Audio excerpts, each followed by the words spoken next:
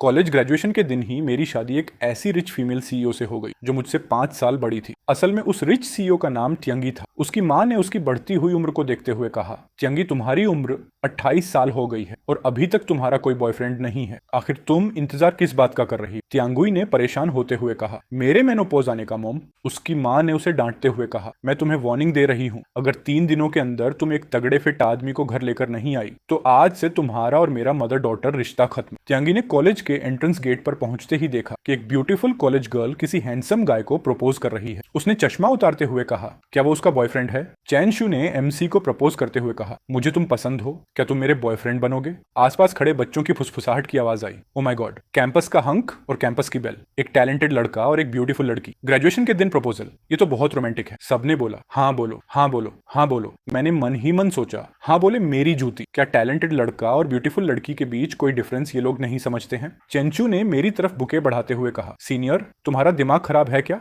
वहां बेवकूफ की तरह क्यों खड़े हो? जल्दी से मेरी कन्फेशन एक्सेप्ट करो। मुझे ये अच्छे से पता था कि कल ही उसके 20 दिन से भी ज्यादा पुराने बॉयफ्रेंड ने उसे डंप किया था और आज वो मुझे कन्फेश कर रही। इसमें डेफिनेटली कुछ गड़बड़ है। मैंने चेन शू की तरफ देखते हुए कहा, तुम सीरियस हो? चेंचू ने मुस्कुराते हुए कहा, मैं बिल्कुल सीरियस हूँ। जिस इंसान से मैंने हमेशा सबसे ज्यादा प्यार किया है वो तुम हो। मुझे ये पहले से ही पता था कि वो पहले ही 1 हफ्ते की प्रेग्नेंट है। पेट दिखने से पहले उसके पास चेन शीशु को ढूंढकर उसे स्केप गोट बनाने और सारा ब्लेम उस पर डालने और अपना बॉयफ्रेंड बनाने के अलावा कोई चॉइस नहीं। मैंने उसे इग्नोर करने के लिए कहा, चेन शिच्यू मुझे लगता है कि हम चीजों को धीरे धीरे आगे बढ़ा सकते हैं और पहले फ्रेंड से शुरुआत कर सकते हैं। उसने घबराते हुए कहा, नहीं, I want you to be my boyfriend right now. मैं एक दिन और वेट नहीं कर सकती। मैं उधर सोच में पड़ा ही हुआ था कि कैसे इस सिचुएशन से बचूं। तभी एक आवाज आई, क्या तुम समझ भी नहीं सकते? वो बिल्कुल भी तुम्हारा बॉयफ्रेंड नहीं बनना चाहता। मैंने देखा कि एक ब्यूटीफुल लेडी एक ब्रांड न्यू लैम्बोर्गिनी पर बैठी है। उसे देखते ही मेरा माउथ सबकॉन्शियसली खुल गया। डैम,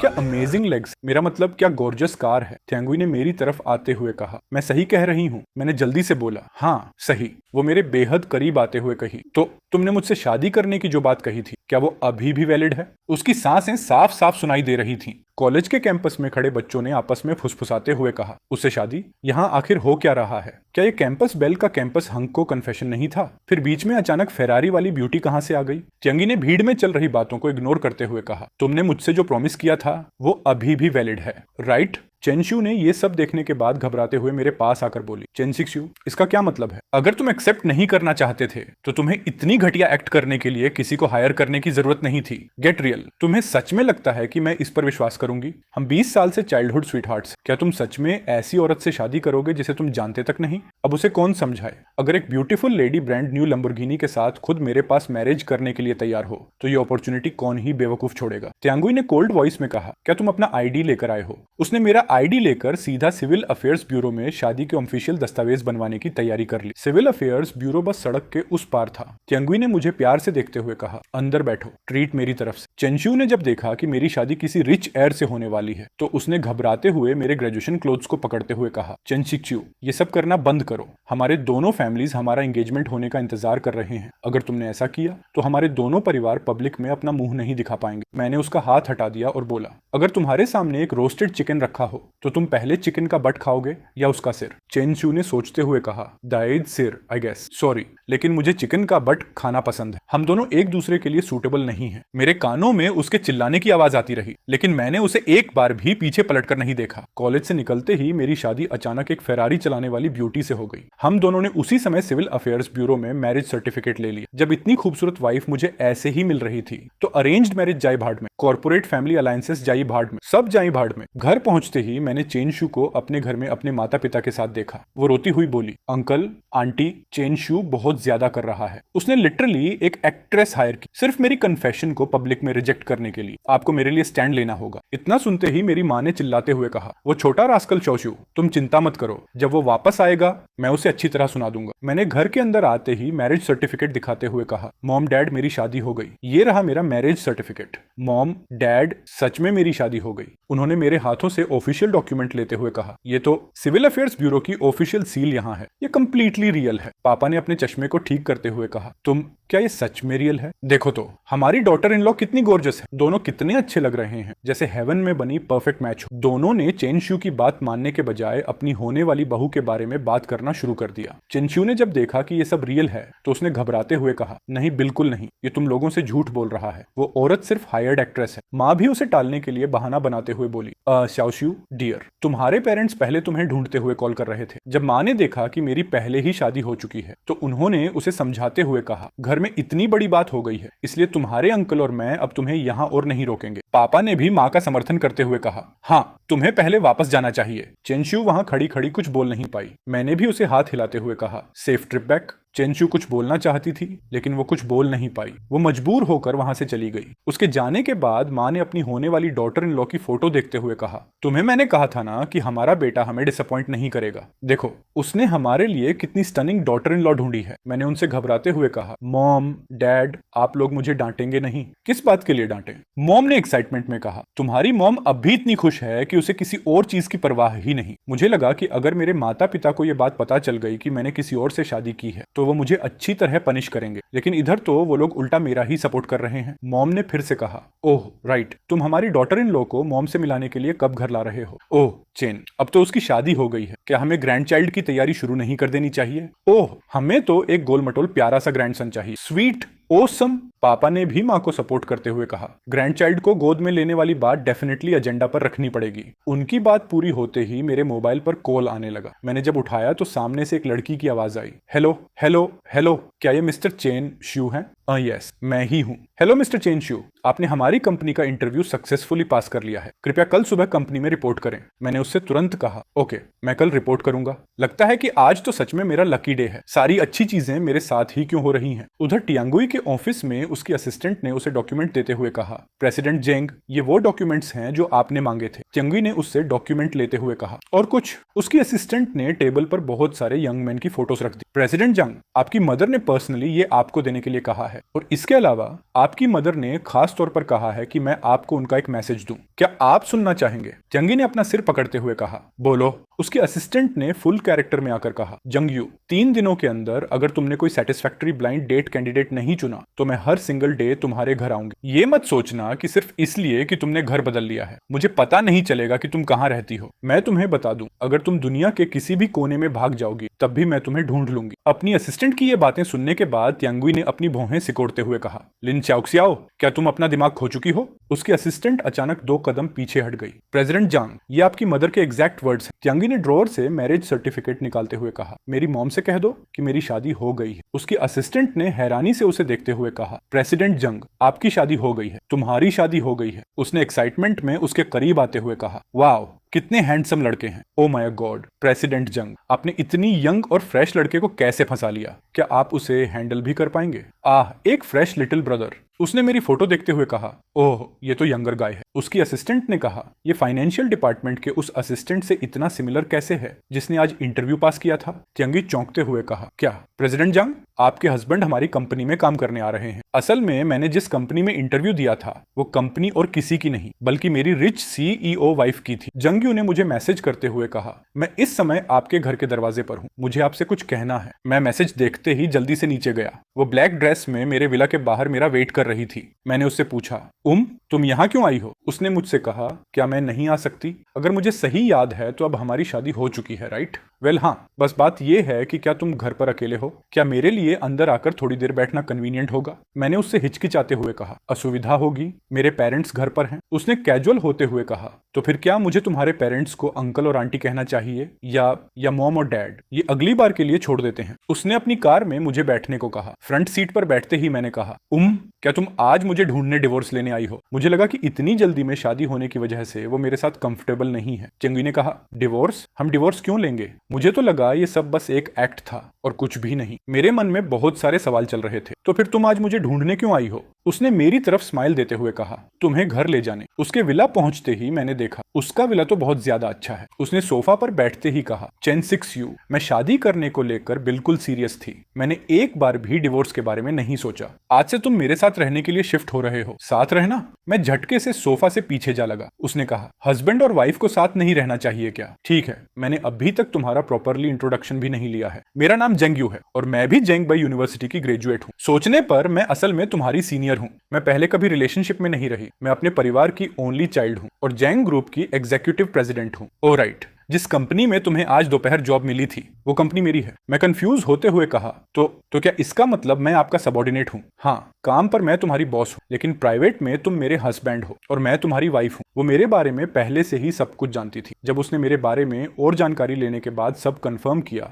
तो उसे यकीन हो गया कि उसका चॉइस सही था। उस समय उसकी मॉम उस पर शादी करने का प्रेशर डाल रही थी और जब उसने मुझे उस लड़की को कन्फेशन करते देखा तो वो उसे रिजेक्ट करना चाहती थी। इसलिए उसने एक ही बार में 2 काम कर दी। त्यांगुई ने कहा, मुझे पता है कि ये तुम्हारे लिए पूरी तरह अनफेयर है, इसलिए अगर तुम डिवोर्स चाहते हो तो मैं सच में इसके लिए अग्री नहीं करना चाहती। उसने टेबल से अपना फोन लेते हुए कहा, क्या मुझे मॉम और डैड को बता देना चाहिए? उसने हंसते हुए कहा, ओह, अब तो मुझे उन्हें मॉम और डैड कहना चाहिए। क्या मैं उन्हें बता दूं कि तुम यहाँ रह रहे हो? मैंने उसे घबराते हुए कहा, नहीं, मैं खुद उन्हें बताऊंगा। मैंने उसी समय अपना फोन निकालते हुए मॉम को मैसेज किया, मॉम, आपका बेटा अभी अच्छी जिंदगी जीने जा रहा है। अब मैं घर वापस रहने नहीं आऊंगा, मैं सब संभाल लूंगा। त्यांगुई ने मेरी तरफ आते हुए कहा, हमारे सोने का टाइम हो गया है। मैं हैरान होते हुए कहा, सोना? उसने मेरा हाथ पकड़ते हुए मुझे अपने बेडरूम में ले गई और कहा, हम साथ सो रहे हैं। अगर हम साथ नहीं सोएंगे तो हम खुद को मैरिड कपल कैसे कह सकते हैं? मेरे पेरेंट्स समय समय पर यहाँ आते रहेंगे। अगर हम एक ही बेड पर नहीं सोए तो उन्हें पता चल जाएगा कि मैंने उन्हें बेवकूफ बनाने के लिए फेक मैरिज की थी। वो मेरे क्लोथ्स की लेंथ नापने के लिए मुझसे पूछने लगी, वैसे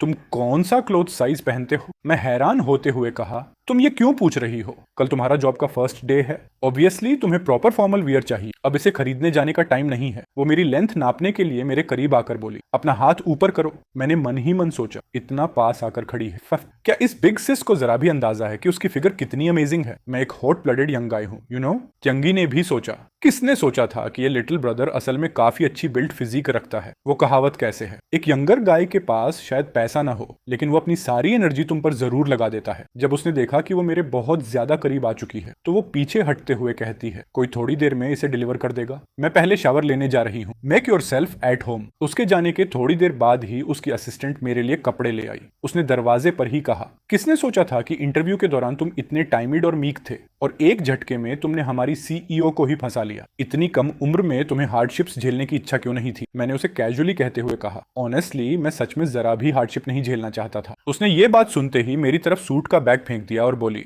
ये वो सूट है जो प्रेसिडेंट जंग ने आपके लिए ऑर्डर किया है और प्रेसिडेंट जंग से ये भी कहना कि मैं इसे ओवर टाइम में काउंट कर रही हूँ। मैंने जब उस सूट का प्राइस देखा तो शॉक रह गया। डैम, 88,000 बक्स। क्या मुझे सच में ऐसे ही शुगर बेबी बनाकर रखा जा रहा है? मेरे 9 साल के डिप्रेस्ड प्राइड का क्या हुआ? अमीर और ताकतवर लोगों के सामने कभी न झुकने वाली मेरी स्प्रिट का क्या हुआ? मैंने हल्की सी साय करते हुए कहा, इन क्लोथ्स से कितनी अमेजिंग स्मेल आ रही है। जब मैं सुबह उठा तो मेरी ऐसे सोने की वजह से मेरी बैक सोर हो गई और लेग्स में दर्द हो रहा है। वो शुगर मामा सीईओ ऑक्टोपस की तरह सोती है। ये कॉन्ट्रास्ट बहुत ज्यादा बड़ा है। जब मैं पानी पी ही रहा था तो टेबल पर पड़े नोट को देखा। उसमें लिखा था, मैं कंपनी जा रही हूँ। किचन में ब्रेकफास्ट रखा है, टेबल पर कार कीज है, उन्हें लेकर नीचे गैराज में चले जाना, कार ड्राइव करके कंपनी जाना, फॉर्मल सूट पहनना याद रखना, फ्री फूड और चलाने के लिए कार। मैं कार की चाबी उछालते हुए कहा, किसी के द्वारा कीप्ड होने का फीलिंग एक्चुअली काफी ग्रेट है। आखिर कौन सा इंटर्न लैंड रोवर लेकर काम पर आता है? मैं जब गैराज में गया तो देखा उधर बड़ी से बड़ी लग्जूरियस कार्स खड़ी थी। जंगयू, श्योरली ये घर की सबसे सस्ती कार तो नहीं है, राइट? ये कार भी औसम है। मेरे बगल से एक बहुत ज्यादा फ्लैशी आदमी गुजरा। भला कोई डिसेंट इंसान चिक्स को पिकअप करने की कोशिश करते हुए स्मोक करता है क्या? फ्यूचर में मुझे अपनी बेटी के लिए सिर्फ डाइड हेयर वाले पंख से ही सावधान नहीं रहना पड़ेगा, मुझे high level white collar workers से भी बचाकर रखना पड़ेगा। वेट,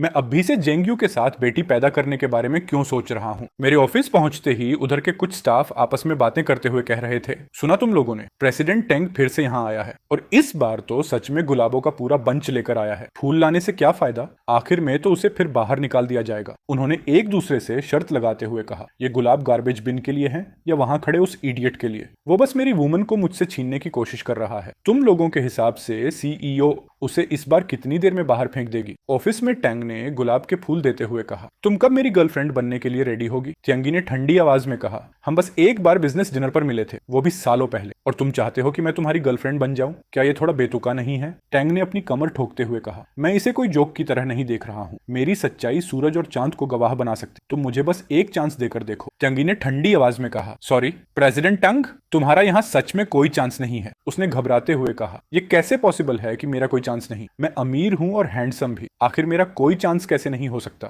तियांगी ने कहा, मैं पहले से मैरिड हूँ। मैरिड? यूयू, तुम मुझे रिजेक्ट करने के लिए शादीशुदा होने का झूठ नहीं बोल सकती। मैं तुमसे झूठ नहीं बोल रही। तभी टियांगुई के फोन पर उसकी आंटी का कॉल आया। हे बेब, क्या आंटी की ब्लाइंड डेट्स ने तुम्हें परेशान करके मार डाला है? इस बार तुम्हारी बेस्टी तुम्हें बचाने आ गई है। मैं एक ओवरसीज रिटर्न को जानती हूँ, वॉल स्ट्रीट का फाइनेंशियल एलीट, जिसके 8 पैक एब्स हैं। ये बात सुनते ही टियांगुई ने मुस्कुराते हुए कहा, मैं मैरिड हूँ। हाय, तुम मैरिड हो? तब भी इससे उसका रास्ता नहीं रुकता। इतनी बात सुनते ही उसकी आंट ने चौंकते हुए कहा, तुम मैरिड हो? तुम्हारे साथ आखिर हो क्या रहा है? तुमने सच में शादी कर ली? तभी टैंग ने कहा, मैं ऐसे धोखेबाज ट्रिक के झांसे में नहीं आने वाला। मुझे इस तरह की डिसेप्टिव ट्रिक्स पर विश्वास नहीं है। उसकी आंट ने उससे पूछा, तुमने सच में कल फ्लैश मैरिज तो नहीं कर ली थी? उसकी आंट बिना रुके पूछती रही, वो किस तरह का इंसान है? उसकी उम्र कितनी है? उसका फैमिली क्या करता है? वो दिखने में कैसा है? वो कितना कमाता है? और क्या तुमने चेक किया कि उसे कोई एसटीडीज तो नहीं है? तियांगी ने अपने सिर पर हाथ रखते हुए कहा, मैंने सब कुछ पहले ही इन्वेस्टिगेट कर लिया है। उसका नाम चेन टेक्स्यू है, मेल, 22 साल का। उसके पेरेंट्स जंगबे यूनिवर्सिटी में प्रोफेसर्स हैं और वो खुद जंगबे यूनिवर्सिटी का कैंपस हंक था। वो अभी अभी मेरी कंपनी में ज्वाइन हुआ है और उसकी मेडिकल रिपोर्ट में कोई प्रॉब्लम नहीं है। उसकी आंट ने उसे कहा, तुम तो सच में आगे निकल गई हो बेब। तुम्हारी बात के हिसाब से मैंने उसके बारे में पता लगाया और ये यंगर गाय तो कमाल का है। वैसे तुम्हारे हस्बैंड की बॉडी कैसी है? और वो भी कितनी अनोइंग हो तुम। अब मैं तुमसे बात नहीं कर रही। तियांगी ने कल रात वाले सीन याद करते हुए कहा, टेक्सचर एक्चुअली काफी नाइस है। तभी उसकी असिस्टेंट ऑफिस में आई। उसने उसे पूछा, अच्छा हुआ तुम यहाँ हो। ओह राइट, वो कहाँ है? क्या कर रहा है? असिस्टेंट ने बोला, तुम्हारा हस्बैंड अभी फीमेल कॉलिग्स के साथ कंपनी के फॉर्मल वियर ड्रेस कोड को लेकर शिकायत कर रहा है। उसे इसमें बहुत अनकंफर्टेबल महसूस हो रहा है, लेकिन असल में उधर के स्टाफ मेरे आसपास थे और मेरे ऊपर फॉर्मल वेयर की तारीफ कर रहे थे। लिटिल ब्रदर चेन, तुम फॉर्मल वियर में बहुत हैंडसम लग रहे हो। ये पहली बार है जब मैंने सूट पहना। आमतौर पर मुझे स्पोर्ट्स वेयर पहनना पसंद है। फीमेल स्टाफ ने फ्लर्ट करते हुए कहा, तुम्हारे लुक्स ऐसे हैं कि बिना कपड़ों के भी हैंडसम लगोगे। तभी ऑफिस में खड़ी उसकी असिस्टेंट ने उसे ताना मारते हुए कहा,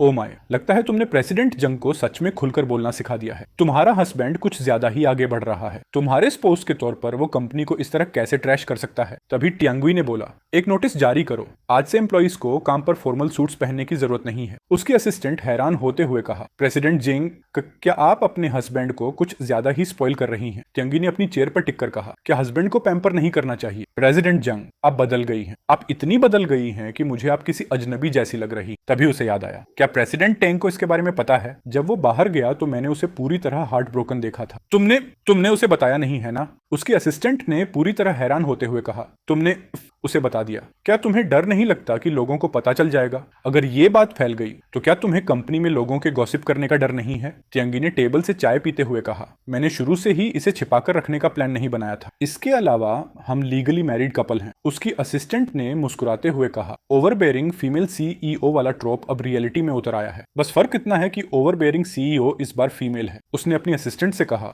लेकिन एक बात है जो तुमने अभी मुझे याद दिलाई, मुझे वीचैट मोमेंट्स पर अपनी मैरिज का ऑफिशियली अनाउंस करना है। उसकी असिस्टेंट ने कहा, तुम कभी मोमेंट्स पर पोस्ट नहीं करती और अब तुम ऑफिशियली अपनी शादी अनाउंस कर रही हो। उसकी असिस्टेंट हैरान होते हुए बोली, क्या तुम अर्थ को ही डिस्ट्रॉय करने वाली हो? अगर तुम्हारे शूटर्स को इसके बारे में पता चल गया तो मुझे बताओ। अब जब हमारी शादी हो गई है तो क्या हमारे पास वेडिंग रिंग्स नहीं होनी चाहिए? तुमने क्या कहा? मैंने कहा, क्या हम वेडिंग रिंग्स खरीदने चलें? एक नॉर्मल मैरिज में डेफिनेटली वेडिंग रिंग्स खरीदनी चाहिए। चलो मेरे साथ वेडिंग रिंग्स खरीदने चलो, और रास्ते में मैं उसके लिए स्पोर्ट्स आउटफिट भी चुन लूंगी। उसकी असिस्टेंट उसके पीछे पीछे आते हुए कहा, मैं अपना दिमाग खो रही हूँ। ये दुनिया पूरी तरह पागल हो गई है। जैसे ही टियांगुई ने वीचैट मोमेंट्स पर पोस्ट किया, उसके थोड़ी देर बाद ही पूरे ऑफिस में शोर मच गया। हाँ, सीरियसली, प्रेसिडेंट जंग की मोमेंट्स पोस्ट सबको दिखाई दे रही है।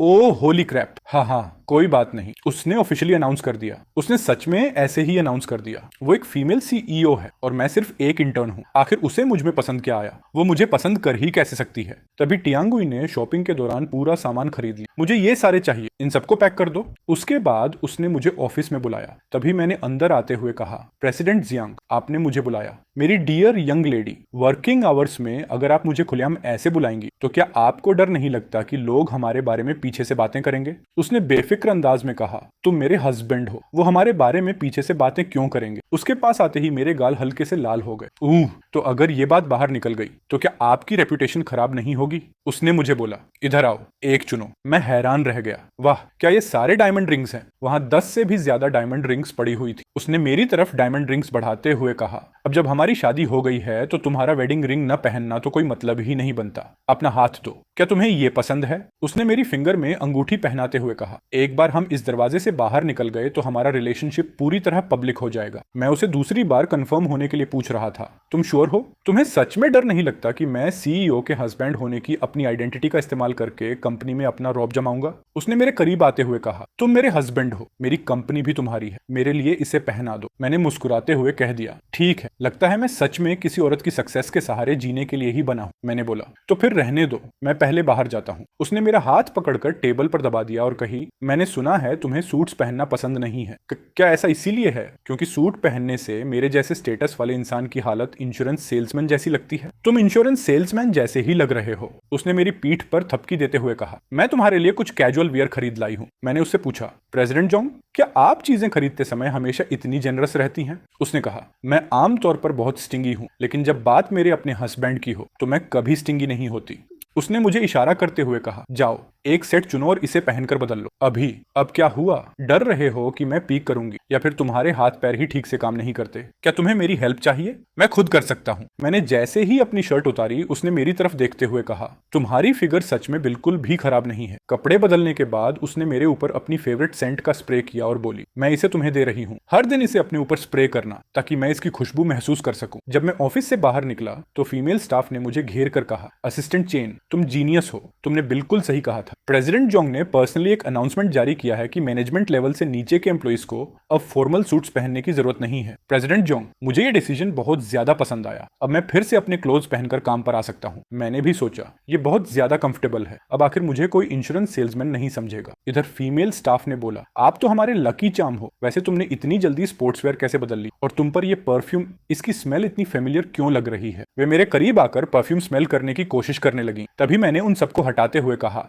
तुम लोग क्या कर रहे हो? तभी मेरे मोबाइल पर मेरी वाइफ का मैसेज आया, फिन, काम खत्म होने के बाद मुझे एयरपोर्ट तक अकॉम्पेनी करना, मेरी बेस्ट फ्रेंड को पिक करने जाना है। समझ गया प्रेसिडेंट जोंग। थोड़ी देर बाद उसके कार में बैठते ही उसने कहा, तुमने कंपनी में मेरा वेट क्यों नहीं किया? मैंने उससे कहा, मेरी हिम्मत नहीं हुई। जैसे ही मैंने तुम्हारे ऑफिस में अपने क्लोथ्स बदले और बाहर निकला, सबने मुझ पर क्वेश्चंस की बौछार कर दी और ऊपर से मेरे ऊपर परफ्यूम की स्मेल भी थी। अच्छा हुआ वो फॉर्मल वेयर की जरूरत ना होने वाला अनाउंसमेंट आ गया, वरना आज अपनी सफाई देने के लिए 10 मुंह भी कम पड़ जाते। उसने गुस्से में मुझे कहा, तुम हमारे रिलेशनशिप को पब्लिक करने के लिए तैयार नहीं हो? क्या तुम मुझे किसी स्कमबैग बॉयफ्रेंड की तरह ट्रीट कर रहे हो? इतना बोलने के बाद वो कार से उतर गई और अपनी लैम्बोर्गिनी में बैठकर रवाना हो गई। मैंने कार में बैठते हुए ही कहा, औरत का दिल समुद्र जितना गहरा होता है, ये इतनी अनप्रिडिक्टेबल क्यों है? मुझे एक्सप्लेन करने का मौका मिलने से पहले ही मैं उसके कार के पीछे चल पड़ा। अरे मेरा वेट करो। मैंने अपनी कार से निकलते ही उसका हाथ पकड़कर कहा, प्रेसिडेंट जोंग, प्लीज मेरी एक्सप्लेनेशन सुनना पसंद नहीं है, मुझे असली एक्शंस देखना पसंद है, एक्चुअल एक्शंस। अब मैं समझ गया। तभी मैंने अपना फोन निकालकर उसे अपने वीचैट पर पोस्ट की गई अपनी मैरिज की फोटो दिखाई और कहा,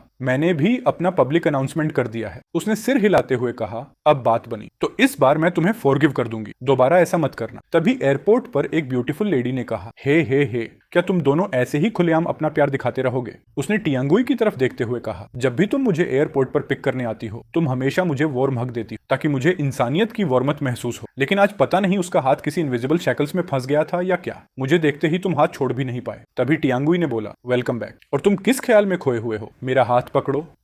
यूयू आ। तभी एक और यंग मैन आगे आते हुए कहा, लॉन्ग टाइम नो सी बेस्टी। तभी टियांगी की बेस्टी ने उसके पास आते हुए कहा, अगर मैं कहूं कि ये तुम्हारे उस टैसिट सिंप से जुड़ा एक कोइंसिडेंस है तो क्या तुम बिलीव करोगी? उसकी बातें सुनकर टियांगुई ने मेरी तरफ आकर मुझे कहा, शू शियाओवान, मेरा फॉर्मर स्वीटर। उस समय मैंने उसे ये बहाना बनाकर रिजेक्ट कर दिया था कि मुझे अपनी पढ़ाई पर फोकस करना है और हर दिन खुद को बेहतर बनाने की कोशिश करनी है, और उसके तुरंत बाद मैंने उसे अपने कॉन्टैक्ट से डिलीट भी कर दिया। इसके बाद मैंने कहा, जिसका मतलब है आज हमने सिर्फ तुम्हारी बेस्ट फ्रेंड को पिक नहीं किया बल्कि एक लव राइवल को भी पिक कर लिया। रिलैक्स, मुझे उसमें कोई इंटरेस्ट नहीं। तभी उसकी बेस्टी ने उसका हाथ छुड़वाते हुए कहा, अफेक्शन दिखाना बंद करो। एक्सक्यूज मी, मैं एक सेकंड के लिए तुम्हारी वाइफ को बोरो कर रहा हूँ, उसने टियांगी को पीछे ले जाते हुए कहा। तुम्हारा हस्बैंड सच में कुछ और ही है, वो इतना यंग दिखता है कि उससे पानी तक निचोड़ लो। क्या तुम उसे कुछ ज्यादा ही अच्छी तरह ट्रीट कर रही हो? तुम कैसी नॉनसेंस बातें कर रहे हो? तुम्हें किस बात की चिंता है? एक लेजिटिमेट हस्बैंड होने के नाते जो लव राइवल का सामना कर रहा है, क्या तुम्हें सच में हारने की चिंता हो रही है? तभी सामने खड़ी लड़की ने मुझे कहा, हेलो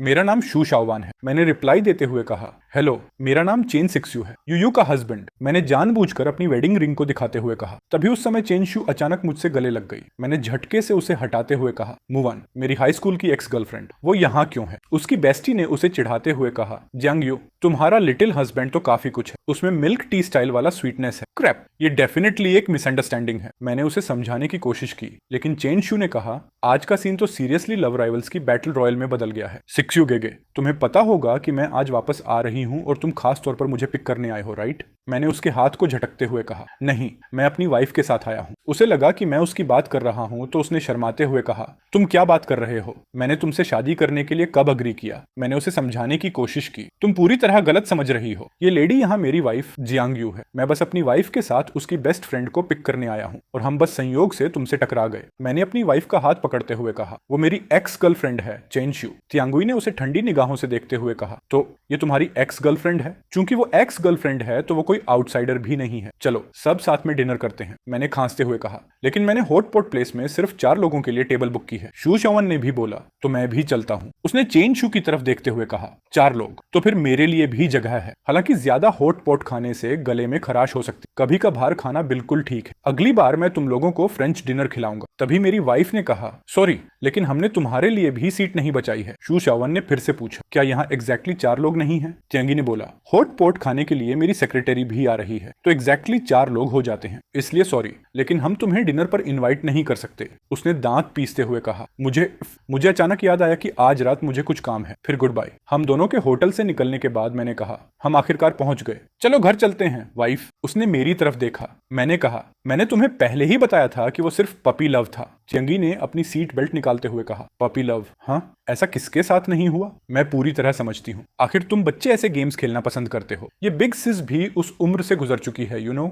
मैंने मुस्कुराते हुए कहा, ओह ऐसा है क्या? लेकिन मुझे याद है कि किसी ने मुझे बताया था कि वो कभी रिलेशनशिप में रही ही नहीं थी। वो मेरी तरफ आते हुए कहा, लिटिल ब्रदर, हमारी शादी को सिर्फ 3 दिन हुए हैं और तुम ऑलरेडी चाहती हो कि ये बिग सिस तुम्हारे प्यार में पड़ जाए। मैंने अपने हाथ ऊपर करते हुए कहा, वो बस मेरा यंग और फोलिश होना था। अब जब मैं ऑलरेडी मैरिड हूँ तो मैं एक अच्छे स्पाउस के ड्यूटीज को स्ट्रिक्टली फॉलो करूंगा। तुम पूरी तरह अश्योर्ड रह सकती हो। उसने मेरी ठुड्डी ऊपर करते हुए कहा, ओह, तुम इतनी आसानी से चीजी रोमांटिक लाइंस बोल देते हो और फिर भी कहते हो कि तुम वेटरन प्लेयर नहीं हो। मैंने शरारती मुस्कान के साथ उसे कहा, मेरे पास ये प्रूव करने का एक तरीका है कि मैं कभी सीरियस रिलेशनशिप में नहीं रहा। क्या तुम इसे टेस्ट करने के लिए तैयार हो? श्योर, मैं देखना चाहूंगी कि तुम एग्जैक्टली खुद को कैसे प्रूव करने वाले हो। तुम ऐसी चीज को आखिर प्रूव कैसे कर सकते हो? मैंने इतना सुनते ही उसे कहा, मेरा फर्स्ट किस, क्या वो बहुत क्लमी लगा? क्या इससे प्रूव होता है? मुझे कैसे पता? तियांगी ने घबराते हुए कहा, चलो चलो घर चलते हैं। एक्चुअली मुझे सच में जेलसी हो रही थी। उसने मुझे बीच रास्ते में ही रुकवाते हुए कहा, क्या तुम्हारे और उसके बीच सच में कुछ नहीं है? मैंने भी उसे कह दिया, बिल्कुल कुछ भी नहीं, मैं भगवान की कसम खाता हूँ, बिल्कुल कुछ नहीं। तभी उसने मेरी पॉकेट की तरफ देखते हुए कहा, तुम्हारा फोन लगातार रिंग कर रहा है, क्या कोई इंपॉर्टेंट बात है? उसने जानबूझकर मुझे चिढ़ाते हुए कहा, कोई दूसरी लिटिल सिस्टर तुम्हें ढूंढ नहीं रही है ना? मैंने उसे अपने मोबाइल स्क्रीन पर आए नाम को दिखाते हुए कहा, इन लोगों को देखो। ओह, ये तो बस मेरा हाई स्कूल का बेस्ट ब्रो है। वो चाहता है कि मैं कल उसके साथ हमारे हाई स्कूल रियूनियन में जाऊं। तुम मुझ पर विश्वास क्यों नहीं करते? तियांगी ने नखरे वाले अंदाज में कहा, मुझे कोई इंटरेस्ट नहीं है, तुम्हारे बिजनेस से मेरा कोई लेना देना नहीं। ओह, क्या तुम सच में सीरियस हो? तुम्हें सच में फर्क नहीं पड़ेगा कि मैं क्या करता हूँ? इतना सुनते ही उसने मेरी तरफ देखते हुए कहा, मैं तो बस तुम्हें टीज कर रहा हूँ। आखिर मैं तुम्हारा हस्बैंड हूँ। ऑब्वियसली मुझे अपनी वाइफ को सिक्योर फील कराना होगा। मैं तुम्हें हर छोटी से छोटी डिटेल रिपोर्ट करूंगा और मैं तुमसे एब्सोल्युटली कोई सीक्रेट नहीं रखूंगा। सच में?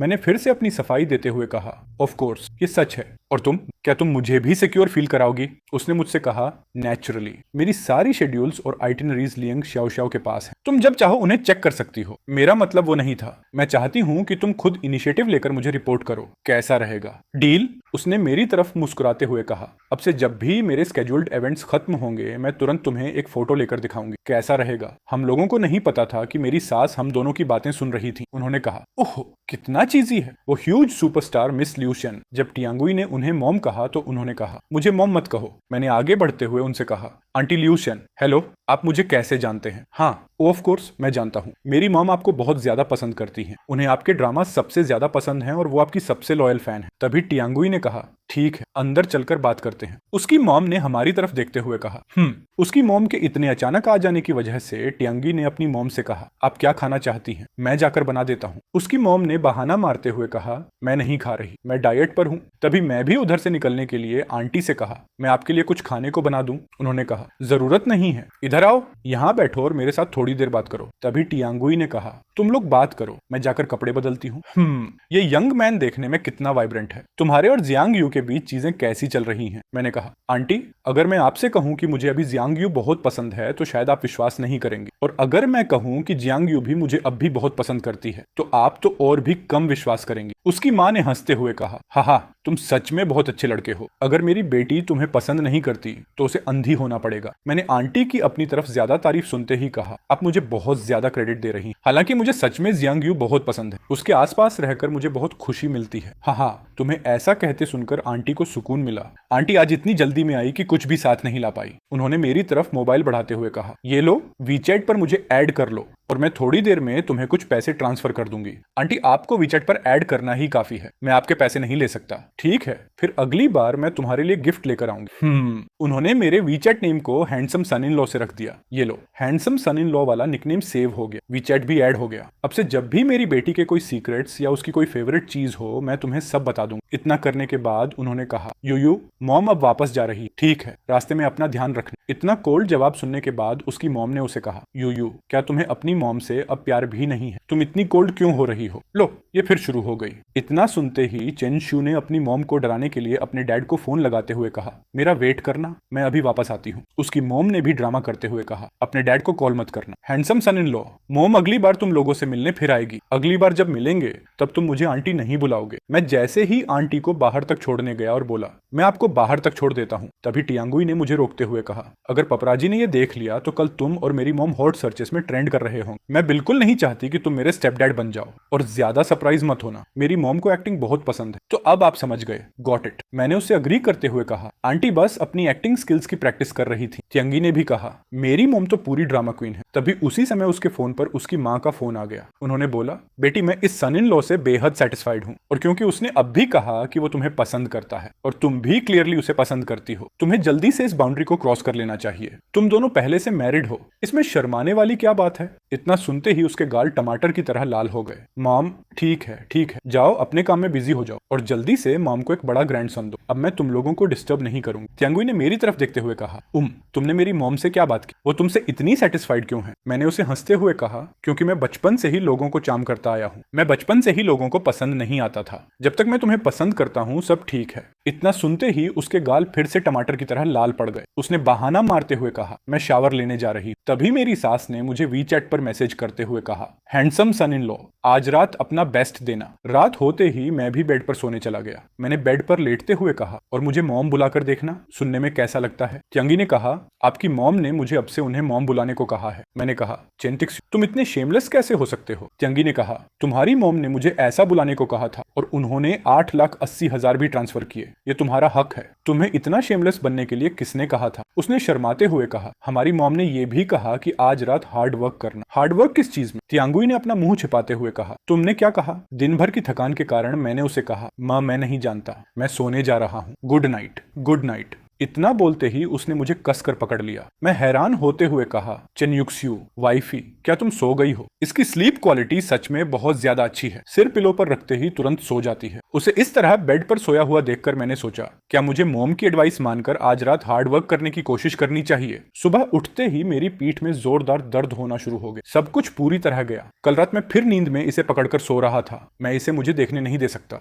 वरना शर्म से लिटरली मर जाऊंगा। मैंने उसके पास जाते हुए उसे बोला, वाइफी कल रात की वजह से मेरी बैक में बहुत दर्द हो रहा है। उसने हिचकिचाते हुए कहा, मैंने कुछ नहीं किया, तुम्हारी वजह से हुआ। तुम्हारी बॉडी इसे हैंडल नहीं कर पाई। मेरी बॉडी बिल्कुल फाइन है। मैं काम पर जा रही हूँ। टेबल पर तुम्हारे लिए ब्रेकफास्ट तैयार है। मैं निकल रही। मैंने जब उसे जाते हुए देखा तो उसका हाथ पकड़ते हुए उसके करीब जाकर कहा, मैं तुम्हें किस करना चाहता था। फिर मैंने उससे कहा, ब्रेकफास्ट का टेस्ट ऐसा ही होना चाहिए, डिलीशियस, लव इट, तुम पूरे के पूरे जर्क हो। उसने जल्दी जल्दी ऑफिस जाते हुए कहा, ब्रेकफास्ट खाना याद रखना, और आज रात तुम्हारा रियूनियन खत्म होने के बाद मैं तुम्हें लेने आऊंगी। उसके ऑफिस पहुंचने के बाद वह मेरे और अपने किस करते समय की वीडियो देखते हुए मुस्कुरा रही थी। तभी उसकी असिस्टेंट अंदर आते हुए बोली, अरे तुम क्या कर रही हो। त्यांगुई ने अपने सीने पर हाथ रखते हुए कहा, तुमने तो मेरी जान ही निकाल दी। उसकी असिस्टेंट ने उसे हंसते हुए कहा, प्रेसिडेंट जंग, आप क्या कर रही हैं? क्या आप अपने हस्बैंड के बारे में सोच रही हैं या कुछ? त्यांगुई ने इतना सुनते ही कहा, क्या बकवास कर रही हो? मैं काम के बारे में सोच रही हूँ। उसकी असिस्टेंट ने उसके चेहरे पर आए लव स्ट्रक एक्सप्रेशन को देखते हुए कहा,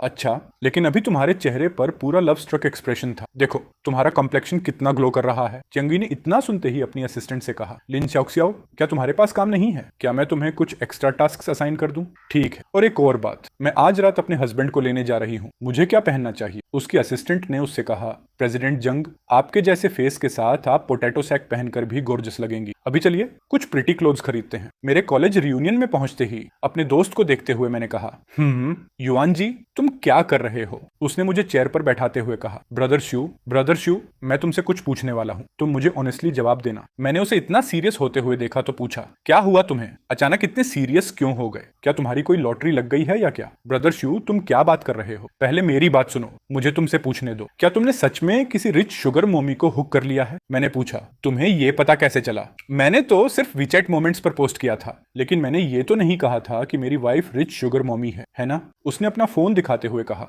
तुमने किसी रिच वुमन को हुक कर लिया है। ये खबर पूरे क्लास चैट में फैल गई है। देखो, क्या ये तुम्हारी वाइफ है? मैंने जब देखा कि मेरी वाइफ की फोटो को छेड़छाड़ करके वीचैट पर अपलोड किया गया है तो मैंने कहा, मेरी वाइफ की फोटो को किसने ऐसे काट छांट कर रख दी? मेरी वाइफ की फोटो को इस हालत में किसने बिगाड़ दिया? उसने गंभीर होते हुए कहा, ब्रदर शू, अब मैं तुम्हारे साथ घुमा फिराकर बात नहीं करूंगा। क्या तुम्हारे साथ कुछ हुआ है? क्या तुम पैसों की परेशानी में हो? उसे लगा कि मैंने पैसों की दिक्कत की वजह से उस रिच फीमेल सीईओ से शादी की। उसने मुझसे कहा, ब्रदर शू, हम पक्के भाई हैं। इन पिछले 4 सालों में मैंने थोड़े पैसे बचाए हैं। अगर तुम्हें सच में बड़ी रकम की जरूरत है तो मैं अपने फैमिली का पुराना घर बेचकर तुम्हारी मदद कर दूंगा। तुम्हें सिर्फ पैसों के लिए अपनी डिग्निटी बेचने की जरूरत नहीं है। मैंने उसकी तरफ देखते हुए कहा, तुम क्या बात कर रहे हो? मैं और मेरी वाइफ सच में एक दूसरे से प्यार करते हैं, और वैसे भी मेरी वाइफ बहुत गॉर्जियस है। तभी दरवाजे से हमारे ही कॉलेज का एक लड़का अंदर आते हुए कहता है, ओह, क्या ये हमारा कैंपस हंक नहीं है, ब्रदर शू, जिसने खुद को कैप्ट मैन बना लिया है? ये बात सुनते ही युएनजी ने कहा, अगर तुम्हारी मोम ने तुम्हें बोलने का तरीका नहीं सिखाया तो अपना मुंह बंद रखो। चो इन होंग ने बोला, गुसेन,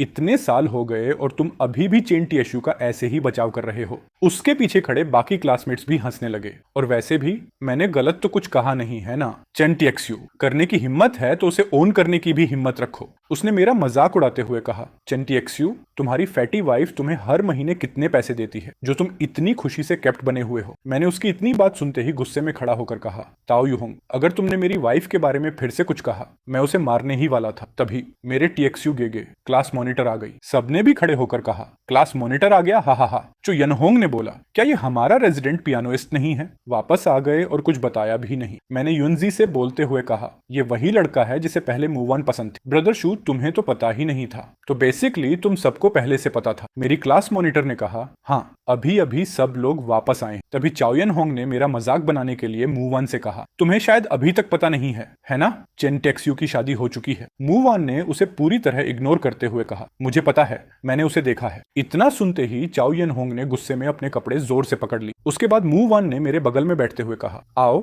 चलो सब मिलकर एक ड्रिंक लेते हैं। कॉलेज का रियूनियन पार्टी खत्म होते ही युआन जी ने कहा, ब्रोदर शू, तुम अपने घर वापस कैसे जाओगे? क्या मैं तुम्हें राइड दे दूं? मैंने उससे कहा, शायद जरूरत नहीं पड़ेगी, मेरी वाइफ मुझे लेने आ रही है। चोयन होंग ने जब देखा कि मेरी वाइफ मुझे लेने के लिए इस आय की डिले के लिए आ रही है तो उसने बीच में बोलते हुए कहा, ओ माय, तुम दोनों सच में बहुत अफेक्शनेट हो। मैंने नहीं सोचा था कि तुम्हारी रिच शुगर मॉमी वाइफ इतनी क्लिंगी होगी। वो तुम्हें लेने यहाँ तक आ रही। मुझे तो जेलसी से मरा जा रहा है। युएनजी ने जब देखा कि पूरी क्लास में लड़के मेरा मजाक उड़ाने के लिए खड़े हैं तो उसने मुझे धीरे से कहा, ब्रदर शू, तुमने उसे तुम्हें तुम्हें लेने आने ही क्यों दिया?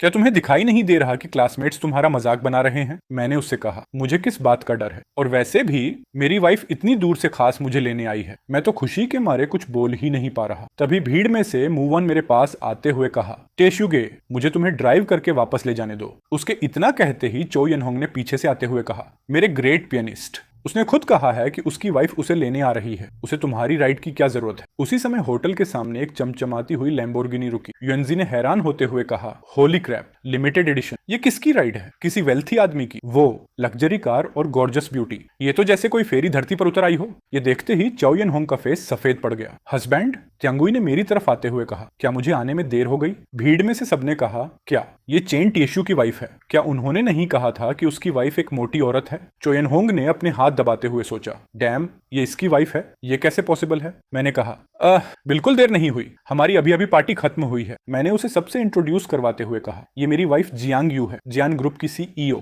और ये मेरा बड़ी गुशेन है। चेंगुई ने उसे कहा, हेलो।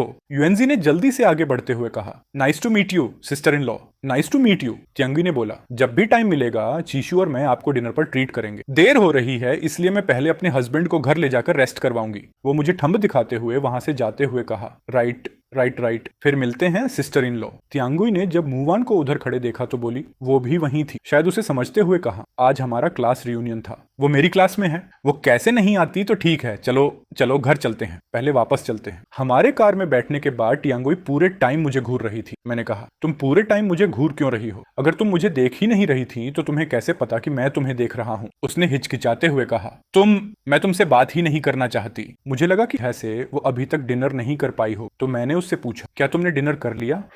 ऑब्वियसली मैंने खा लिया है। मैंने हंसते हुए कहा, हाँ, झूठ बोलना तुम्हें सूट नहीं करता, यू नो। त्यांगुई ने मेरी तरफ देखते हुए कहा, तुम हंस क्यों रहे हो? काम खत्म होते ही मैं तुम्हें लेने के लिए भागी चली आई। मेरे पास खाना खाने का टाइम कब था? मैंने उसकी तरफ देखते हुए कहा, अपनी वाइफ को भूखा रखना किसी अच्छे हस्बैंड की निशानी नहीं है। चलो सुपरमार्केट चलते हैं और ग्रोसरीज खरीदते हैं। तुम्हारा हस्बैंड खुद तुम्हारे लिए खाना बनाएगा। ऑसम, अभी चलते हैं। हमारे सुपरमार्केट में पहुंचते ही त्यांगुई ने पूछा, अभी तुम्हारा जो फ्रेंड गुशियान था, उसके फैमिली वाले क्या करते हैं? मैंने उसकी तरफ देखते हुए कहा, क्या तुम्हें वो पसंद आ गया? क्या तुम शादी के अंदर ही मुझे चीट करना चाहती हो? त्यांगुई ने हंसते हुए कहा, तुम क्या बात कर रहे हो? मुझे बस लगा कि वो चेंचियान जैसा बहुत दिखता है। तुम्हें भी ऐसा नहीं लगता? मैंने उससे कहा, गुशियां बचपन से ही एक ऑर्फनेज में पला बढ़ा है। क्या वो और गुचेनचियान लॉन्ग लॉस्ट सिबलिंग्स हो सकते हैं? क्या सच में इतनी कोइंसिडेंस हो सकती है? ये सच में कुछ ज्यादा ही कोइंसिडेंशियल है। उसने मेरे लिए हुए सामान की तरफ इशारा करते हुए कहा, ओह राइट, ये सारी चीजें तुम्हें खाना पसंद है। क्या हुआ? मुझे भी ये खाना पसंद है। मैंने उससे कहा,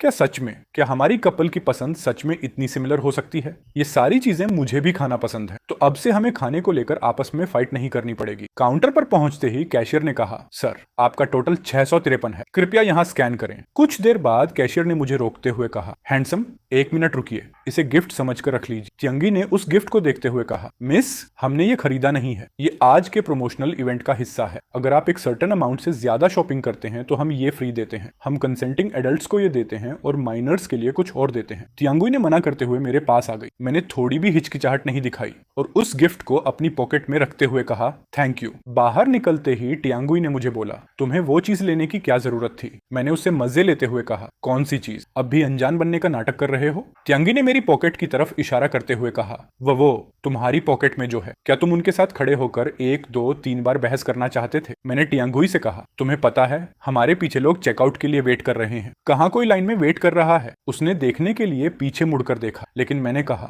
वो चलो पहले वापस चलते हैं। मुझे लगा था कि इस ओल्डर सिस्टर पर मेरा अपर हैंड रहेगा। कभी नहीं सोचा था कि ये ओल्डर सिस्टर इतनी प्योर और इनोसेंट होगी। त्यांगी के घर जाने के बाद उसने अपनी बेस्टी को कॉल पर बात करते हुए कहा, इसे तुम्हारे रूम के बेडसाइड टेबल में रख दिया और फिर सीधा डिनर बनाने चला गया। हा, अब मैं समझी बेबी, ये बच्चा हस्बैंड की अपनी ड्यूटीज निभाने की प्लानिंग कर रहा है, लेकिन अगर उसने ऐसा किया तो क्या मैं कभी गॉड मदर नहीं बन पाऊंगी? उसकी बेस्टी ने कहा, इसे फेंक दो, जल्दी करो और फेंक दो।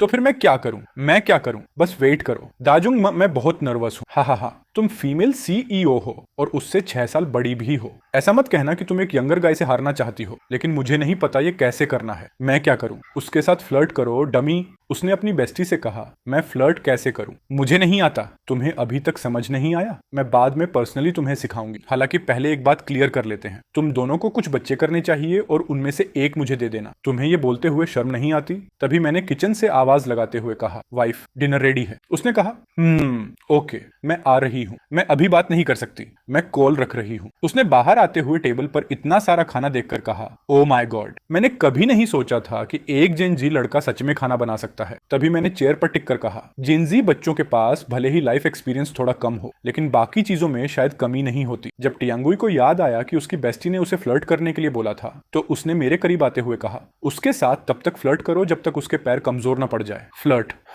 फ्लर्ट? ओह, ऐसा है क्या? मैंने उसे गोद में लेते हुए कहा, ओल्डर सिस्टर, क्या तुम अब भी मुझसे फ्लर्ट करने की कोशिश कर रही थी? उसने मेरे कपड़े पकड़ते हुए कहा। अगर मैं हाँ कहूं तो फिर? मैं उसके और करीब जाते हुए कहा, तो मैं इसे सीरियस ले लूंगा। त्यांगुई ने सोचा, उफ, वो तो मुझसे भी ज्यादा स्मूथ है। मैं उसे जवाब ही नहीं दे पा रही। उसने भी मेरा सहयोग करते हुए कहा, तुमने खाना नहीं खाया। हम लोग जब खाना खाने बैठे तो टियांगुई को कॉल आया। सामने से आवाज आई, hello hello miss Jung, community के इलेक्ट्रिकल सर्किट में प्रॉब्लम थी और रिपेयर सब पूरी हो चुकी है। मुझे बहुत सॉरी है। कोई बात नहीं, मैंने टियांगुई से कहा, मुझे पता चला। तुम खाना खा लो, मैं पहले शावर लेने जा रहा हूँ। मैंने बाथरूम में जाते हुए ही सेक्रेटरी ली को मैसेज करते हुए कहा, मेरी वाइफ को क्या पसंद है? उसने कहा, आपकी वाइफ को जो चीजें पसंद हैं वो आपके बजट से बहुत बाहर हैं। मैंने कहा, ये बात सही है। अगले वेडनेसडे प्रेसिडेंट जियांग का क्लास रियूनियन है। मैं आपको उसके क्लासमेट्स के सामने फेस टू फेस इंप्रेशन बनाने का एक चांस दूंगा। खैर, आपकी सिस्टर को आपसे बहुत उम्मीदें हैं। ठीक है, तुम्हारी सिंगिंग इतनी दर्दनाक तरीके से खराब है, फिर भी तुम में इतना कॉन्फिडेंस है। कमरे में टियांगुई ने जब मुझे बाथरूम में सिंगिंग करते हुए सुना तो उसने अपने फोन से मेरी वॉइस रिकॉर्ड कर ली और कहा,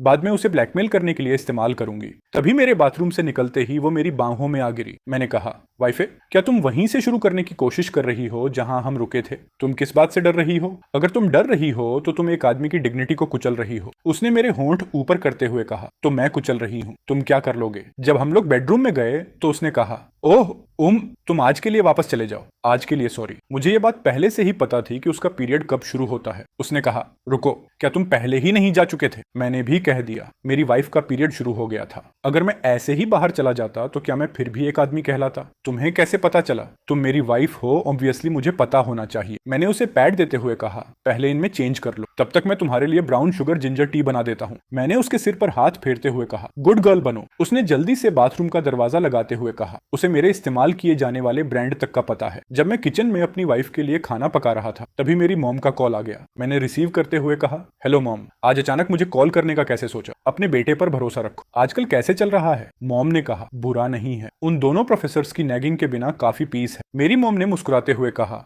मुझे इससे कोई मतलब नहीं कि तुम्हें पीस और क्वाइट मिल रहा है, लेकिन तुम मेरी डॉटर इन लॉ को कब घर लाओगे ताकि मैं आखिरकार उसे देख सकूं?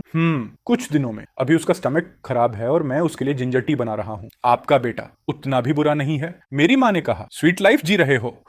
मैंने नहीं सोचा था कि ये arranged marriage first love letter वाला ट्रोप सच में इतना अच्छा निकलेगा। ठीक है मॉम, मैंने कॉल रखते हुए कहा, मैं कॉल रखता हूँ। थोड़ा टाइम बीतने के बाद मैं उसे तुम दोनों एल्डर्स से मिलाने के लिए घर लाऊंगा। बाय। मेरी मॉम को अभी भी arranged marriage first love letter देखने की आदत थी। मेरी मॉम ने definitely mini romance dramas binge watch करना बंद नहीं किया है। उधर मॉम ने जब देखा कि मैंने उनकी पूरी बात सुने बिना ही फोन काट दिया तो उन्होंने गुस्से में कहा, उस ब्रैट ने सच में मुझ पर कॉल काटने की हिम्मत की, और उसे जिंजर टी बनाना कब से आ गया? उसने अपनी प्यारी बूढ़ी मॉम के लिए कभी एक बोल तक नहीं बनाया। मेरे पापा मॉम को समझाते हुए कहा, तुम्हें जरूरत नहीं है, उसके पास उसका हस्बैंड है, उसका हस्बैंड उसके लिए बना रहा है। इसके बाद दोनों ही हंसने लगे। अगली सुबह उसके ऑफिस में उसकी बेस्टी ने आते हुए कहा, मैं बता रही हूँ लड़की, तुम्हें क्या हुआ है? तुम्हारे चेहरे पर ग्लो आ रहा है। उसने मेरे सिर पर हाथ फेरते हुए कहा, तुम बिल्कुल ऐसी नहीं लग रही जैसे तुम्हें कोई तकलीफ हो रही हो। कुछ नहीं है, बस मेरा पीरियड शुरू हुआ है, बस इतना ही। उसकी बेस्टी ने उसे कहा, क्या तुम्हारा पीरियड 2 दिन बाद नहीं आ सकता था? मैंने पहले ही कहा था कि मुझे तुम और चेन सिक्सू से एक बेबी चाहिए। क्या तुम ये जानबूझकर कर रही हो? त्यांगुई ने उल्टा उसे जवाब देते हुए कहा, खुद अपनी बात सुनो। मेरे और चेन सिक्सू के बीच बेबी?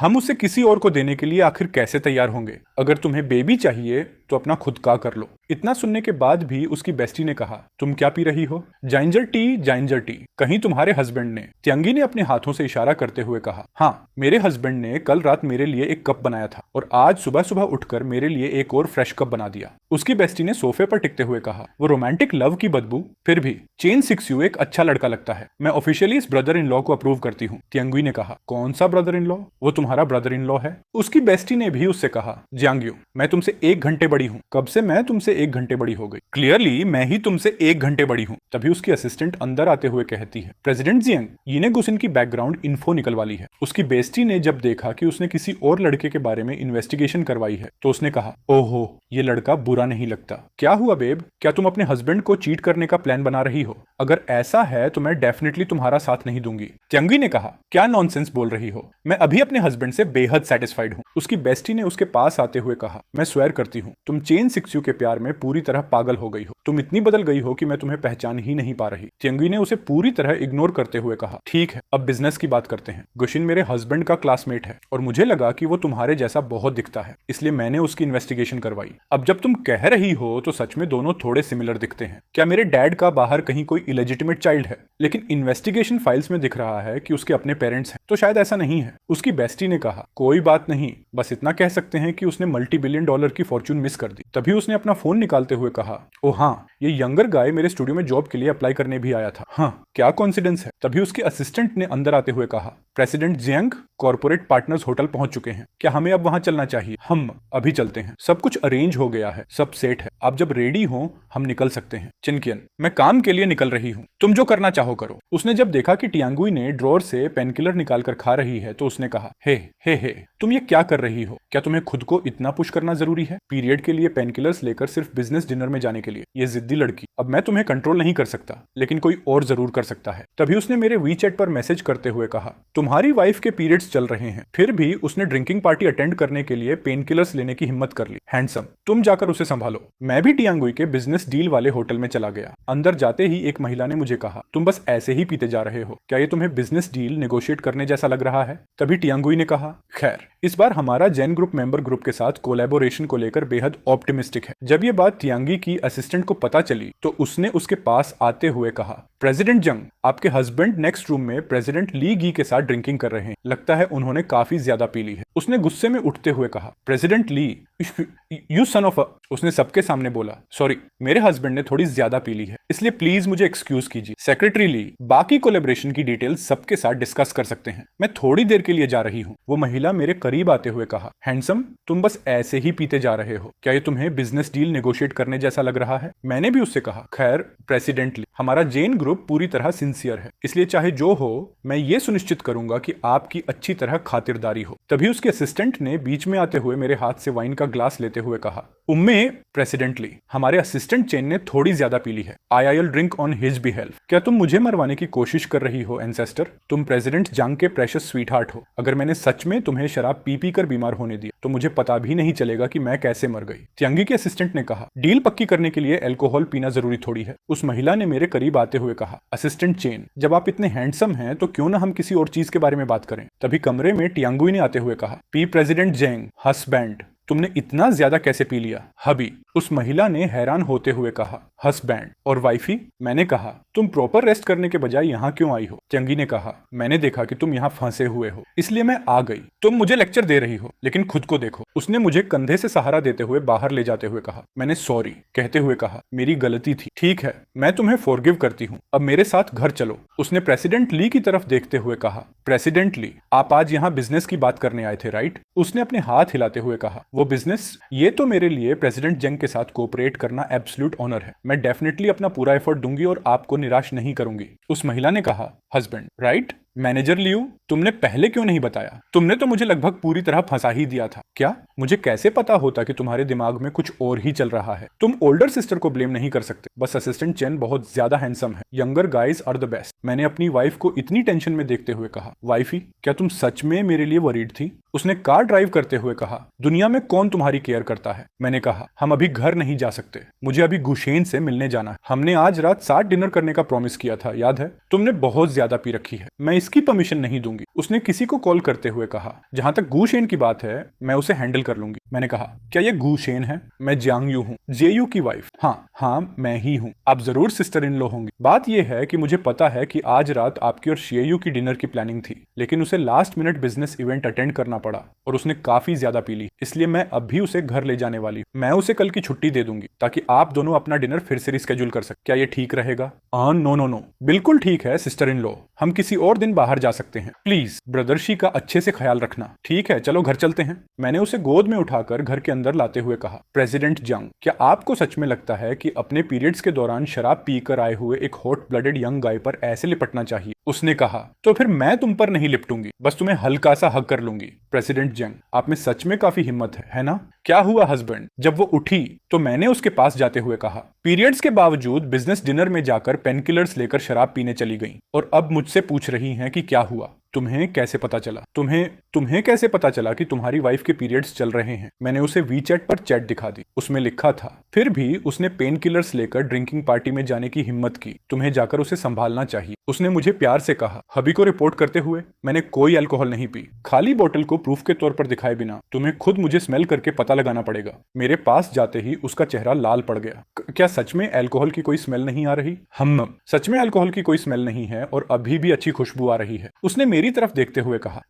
देखा, मैं तुमसे झूठ नहीं बोलूंगी। Nice try. सिर्फ इसीलिए क्योंकि तुम्हें पता था कि मैं पीने वाली हूँ और तुम मुझे ढूंढते हुए वहां आ गए। मुझे पीने का मौका ही नहीं मिला। मैंने उससे कहा, अगर मैं आज उस सोशल गैदरिंग में नहीं गया होता तो तुम डेफिनेटली पी लेती, राइट? तुम्हारी तबीयत साफ तौर पर ठीक नहीं थी, फिर भी तुम होटल में आई और जानबूझकर मुझे मिसलीड करके मुझसे अपॉलॉजी करवाई। प्रेसिडेंट जियांग, क्या तुम्हें नहीं लगता कि तुम मुझे थोड़ा बुली कर रही हो? उसने मुंह बनाते हुए कहा, मैं नहीं कर रही। इसके अलावा मैंने कभी नहीं कहा कि पीरियड्स होने का मतलब है कि काम करना बंद कर दो। तो मैंने भी कभी नहीं कहा कि मैं वीकेंड्स पर ओवरटाइम नहीं करता, और ओवरटाइम आखिर कंपनी के लिए ही तो है, आखिर कंपनी तुम्हारी ही है, यू नो। उसने मेरा कपड़ा पकड़ते हुए कहा, ठीक है, मेरी गलती थी, अगली बार नहीं जाऊंगी।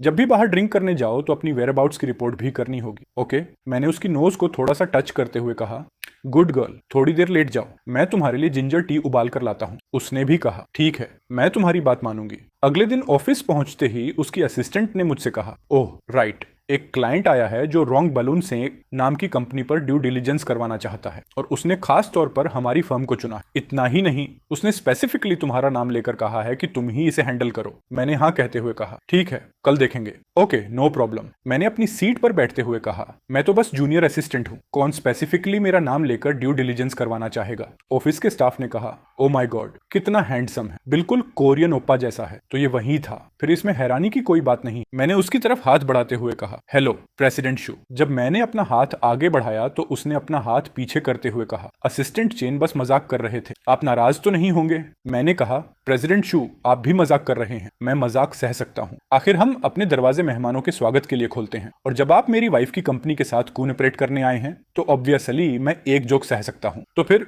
क्या हम काम शुरू करें? हमारे बैठते ही हमारे सामने फाइल रख दी गई। अच्छा, ये वो प्रोजेक्ट है जिसमें मैं इन्वेस्ट करने वाला हूँ, इसलिए असिस्टेंट चेन, आपको इसकी तकलीफ देनी पड़ेगी। मुझे ये पता था कि इस कंपनी में पहले फूड पॉइजनिंग के केसेस सामने आए हैं। मैंने कहा, प्रेसिडेंट शू, मेरी बेबाकी के लिए माफ कीजिए, लेकिन इस कंपनी में पहले फूड पॉइजनिंग की एक घटना हुई थी और एक एक्सीडेंट भी हुआ था। त्यंगी की असिस्टेंट ने कहा, इनके यहाँ पहले फूड पॉइजनिंग की घटना हुई थी। हाँ प्रेसिडेंट शू, अगर ऐसा है तो हम आपको ड्यू डिलिजेंस आगे कंटिन्यू करने की सलाह नहीं देंगे। असल में मुझे इस मामले की पहले से जानकारी थी, लेकिन मैं अपनी इंडिविजुअल कैपेसिटी में इन्वेस्ट कर रहा हूं और फिलहाल मैं इस कंपनी को लेकर बहुत ऑप्टिमिस्टिक हूं क्योंकि उनकी फिलोसफी बेहद एडवांस्ड है। तभी सामने बैठे आदमी ने खड़े होते हुए कहा, इसके अलावा हम सभी इंसान हैं और इंसान होने के नाते कभी कभी गलतियां हो जाती हैं। सिर्फ एक गलती की वजह से किसी की पूरी जिंदगी को बेकार तो नहीं ठहरा सकते, राइट? क्या तुम बस खुद को राइचियस दिखाने की कोशिश कर रहे हो या फिर ये दिखा रहे हो कि तुम्हारे पास बहुत ज्यादा पैसा है? तो फिर प्लेजेंट कोऑपरेशन के लिए तैयार रहना। त्यंगी की असिस्टेंट ने मेरे पास आते हुए कहा, वैसे तुम और प्रेसिडेंट शू ज्यादा क्लोज तो नहीं हो, राइट? बस इतना है कि वो मेरी वाइफ को पसंद करता है। असिस्टेंट ने कहा, वरना क्या मुझे ही ये ड्यू डिलिजेंस हैंडल कर लेना चाहिए? मैंने उसे कहा, उसकी जरूरत नहीं है, बेफिक्र रहो, मैं किसी पर्सनल मैटर की वजह से उसके लिए मुश्किलें खड़ी नहीं करूंगा। Business is business. अच्छा है, मेरी वाइफ ने मुझे कॉल करते हुए पूछा, अभी तुम कब वापस आ रहे हो? अभी भी ड्यू डिलिजेंस कर रहा हूँ, अगर जल्दी काम खत्म हो गया तो आफ्टरनून तक वापस आ सकता हूँ। ठीक है, फिर थोड़ा रेस्ट जरूर करना। अगर बहुत देर हो जाए तो कल वापस आना भी ठीक है। Got it wifey. उसकी बेस्टी ने उसे बुलाते हुए कहा, यूयू यहाँ, हम सिर्फ तुम ही हो, तुम्हारा हबी कहाँ है? तुमने कहा था कि वो भी आएगा, वो शहर से बाहर फील्ड रिसर्च कर रहा है, मुझे डर है कि वो वापस नहीं आ पाएगा। उसकी बेस्टी ने सोफे पर टिक कर कहा, तुम्हारा हबी नहीं है तो उस नार्सिसिस्ट शु शाओवान को कंट्रोल में कौन रखेगा? ऐसा है क्या? तियांगुई ने कहा, क्या मेरा हबी सच में इतना अमेजिंग है? तभी एक यंग गाय एंटर लेते हुए कहता है, देखो बोतल खोलने की चाहत रखने वाला आ गया। यूयू, लॉन्ग टाइम नो सी। तियांगी ने कहा, प्रेसिडेंट शू, सच में बहुत समय हो गया। शू ने सोफे पर टिकते हुए कहा, मैं हाल ही में जेन्युइनली बहुत बिजी था, पैसे कमाने में बिजी। फॉर्चुनेटली हेवंस कभी मेहनत करने वालों को निराश नहीं करते। उसने टियांगुई को ऑफर देते हुए कहा, यूयू, डिनर के बाद तुम्हारे पास टाइम है? मैं तुम्हें अपनी कंपनी दिखाने ले जा सकता हूँ। कंपनी देखने में ऐसा क्या इंटरेस्टिंग है? तभी उसकी बेस्टी ने कहा, यूयू, दुनिया में बहुत सारी कंपनीज हैं। उसने हंसते हुए कहा, हालांकि एक टेक स्टार्टअप यूयू के स्केल के सामने कंपेयर नहीं हो सकता, फिर भी एक बार जाकर देख लेने में कोई नुकसान नहीं। चंगी ने कहा, आज रात मेरा हस्बैंड के साथ कोजी नाइट के लिए डेट है, शायद नेक्स्ट टाइम। तुम्हारा हस्बैंड? तभी शू ने कहा, मुझे याद है कि वो बिजनेस ट्रिप के लिए शहर से बाहर गया था, तो आज रात तक वापस नहीं आना चाहिए, राइट? तभी मैंने अपनी वाइफ के कंधे पर हाथ रखते हुए कहा, किसने कहा कि उसका हस्बैंड वापस नहीं आ सकता? मेरी वाइफ मेरे साथ क्वालिटी टाइम बिताना चाहती है, इसलिए चाहे मुझे अपने पैर तोड़कर भी दौड़ना पड़े, मैं फिर भी वापस आ जाऊंगा, राइट प्रेसिडेंट शू? ये बात सुनते ही उसकी सांसें तेज हो गईं। चियांगी ने मेरा इंट्रोडक्शन करवाते हुए कहा, मैं आप सभी से इंट्रोड्यूस करवाती हूँ, ये मेरे हस्बैंड चेन सिक्स्यू हैं। हस्बैंड? ये सभी मेरे क्लासमेट्स हैं। सब लोग हस्बैंड को हेलो बोलो। तुम इतनी जल्दी वापस कैसे आ गए? क्या तुम बहुत बिजी नहीं थे? मैंने तुम्हें पहले ही कहा था कि अगर तुम बिजी हो तो तुम्हें जल्दी वापस आने की जरूरत नहीं थी। मैं भला कैसे नहीं आता? मेरी वाइफ के मैटर्स मेरे लिए सबसे इंपॉर्टेंट है। उसकी बेस्टी ने उसे ताना मारते हुए कहा, ठीक है, तुम दोनों अब अपना अफेक्शन दिखाना बंद कर सकते हो। हमने अभी डिनर भी नहीं किया और पहले ही इतना डॉग फूड खा लिया। मेरी वाइफ ने मेरे पास आते हुए धीमी आवाज में कहा, हस्बैंड, ये सभी मेरे क्लासमेट्स हैं, तुम इनसे फेमिलियर नहीं हो और शायद तुम्हें समझ नहीं आएगा कि क्या बात करनी है। हम खाना खाने के बाद सीधे घर चलते हैं, ओके? किसने कहा कि हमारे पास बात करने के लिए कुछ नहीं? मुझे यकीन है कोई ना कोई टॉपिक जरूर निकालेगा। तभी एक्सयू ने कहा, असिस्टेंट चेन, मैं पूछना चाहता हूँ, तुम्हारी इन्वेस्टिगेशन कैसी रही? हालांकि रिजल्ट्स शायद बहुत सेटिस्फाइंग नहीं होंगे। असल में मैं वापस गया और इस बारे में थोड़ा सोचा, फिर लोगों से इसकी इन्वेस्टिगेशन शुरू करवाई और सच में उनकी कंपनी में कुछ फाइनेंशियल लूपहोल्स मिले हैं। मेरे लिए इतनी दूर जाकर इतनी मेहनत करने के लिए थैंक्स असिस्टेंट चेन। मैंने उससे मुस्कुराते हुए कहा, नो प्रॉब्लम। चूंकि ऐसा है, क्या आप कंसल्टेशन फी सेटल कर सकते हैं? आपको कंपनी के फाइनेंस डिपार्टमेंट का अकाउंट पहले से पता होना चाहिए, कृपया ट्रांसफर कर दीजिए, थैंक्स। जब मैं वॉशरूम में गया तो मेरे पीछे पीछे शू भी आते हुए कहा, असिस्टेंट चेन, मुझे पता है कि तुम लोगों की शादी बहुत जल्दी में हुई थी। अगर तुम चाहो तो मैं तुम्हें जियांग यू को छोड़ने के लिए पैसे दे सकता हूँ। मैंने अपना हाथ पीछे करते हुए कहा, प्रेसिडेंट शू, तुम्हारी ये छोटी मोटी ट्रिक्स हम जेनजी वालों पर बिल्कुल काम नहीं करती। इसके अलावा मुझे एक बार का पूरा मील खाने और पूरी जिंदगी अच्छी तरह फेड रहने के बीच का फर्क पता है। शू ने कहा, जांगयू ने तुमसे बस एक इंपल्स में शादी की है, तुम्हें लगता है कि इसमें कोई रियल अफेक्शन नहीं है। मैं और मेरी वाइफ कहीं नहीं जा रहे, मैं और मेरी वाइफ डिवोर्स लेने का कोई प्लान नहीं बना रहे। हमारा रिलेशनशिप फैंटास्टिक है, इसलिए तुम्हें हमारी चिंता करने की जरूरत नहीं है। ऐसा है? उसने अपना हाथ पूंछते हुए कहा, फिर तो तुम मुझे डिनाई करने के लिए कुछ ज्यादा ही ईगर लग रहे हो। मैंने कहा, मुझे लगता है तुम गलत समझ रहे हो, मैंने तो शुरू से ही तुम्हें सीरियसली लिया ही नहीं। इसके अलावा तुम्हें वो कंसल्टेशन फी एएसएपी ट्रांसफर करनी होगी, उस पर मेरा 5000 युआन का कमीशन लगा हुआ है। मेरे बाहर निकलते ही टियांगुई ने कहा, अब काफी देर हो गई है और सब काम भी खत्म हो गया है, क्यों ना हम घर चलें? ठीक है, चलो घर चलते हैं। उसकी बेस्टी ने कहा, वेट, क्या चेन सिक्स्यू ने होटल रूम बुक किया था? फिर तुम दोनों अभी भी घर क्यों जा रहे हो? उसने मेरी तरफ देखते हुए पूछा। हस्बैंड, तुमने होटल रूम बुक किया था, आखिर बात क्या है? चेन सिक्स्यू, तुमने सीक्रेटली रूम बुक किया है, कहीं तुम चुपके से कहीं जाने का प्लान तो नहीं बना रहे? क्या नॉनसेंस बोल रही हो? उसकी बेस्टी ने कहा, मैं बिजनेस ट्रिप से वापस आया हूँ, पूरा धूल मिट्टी से भरा और थका हुआ हूँ, इसलिए मैंने यहाँ एक रूम बुक कर लिया ताकि शावर लेकर फ्रेश हो सकूं। तो मेरे हस्बैंड ने ये सब मेरे लिए किया था। आखिर तुम्हारे क्लासमेट से मिलने के बाद मैं तुम्हें शर्मिंदा तो नहीं कर सकता था, राइट? मेरे हस्बैंड सबसे बेस्ट हैं। उसकी बेस्टी ने फिर से चिढ़ाते हुए कहा, बस करो, अपना अफेक्शन दिखाना बंद करो। इसके अलावा जब होटल रूम पहले से बुक हो ही गया है तो इसे वेस्ट नहीं करना चाहिए। I am not used to sleeping away from home. उसकी बेस्टी ने उसे इशारा करते हुए कहा, चलो, क्या तुम दोनों कल दोपहर तक यहीं हैंग आउट नहीं कर सकते? चंगी ने उसे थोड़ा डराते हुए कहा, क्या तुम मुझे मारने का प्लान बना रही हो? मैंने भी कह दिया, व्हाटएवर। लेकिन सोचूं तो उसकी बात में पॉइंट तो है। वाइफी, हमें सच में वो होटल रूम वेस्ट नहीं करना चाहिए। तुम मुझे होटल ले जा रहे हो? वाइफी, क्या तुम डर रही हो? मेरे इतना कहते ही उसकी बेस्टी ने भी उसका मजाक उड़ाते हुए कहा, बेबी क्या तुम डर रही हो? उसने भी दबाव में कहा कि किस बात से डरना, अगर जाना है तो अभी चलते हैं। एक स्प्रिंग नाइट का एक पल हजारों गोल्ड के बराबर होता है। पूरी कोशिश करना बेबी बनाने की और मेरे लिए भी एक बचा देना। तभी उधर शू दौड़ते हुए आया। शोयू कहाँ है? शू शाओ ऐना कहाँ है? उसकी बेस्टी ने कहा,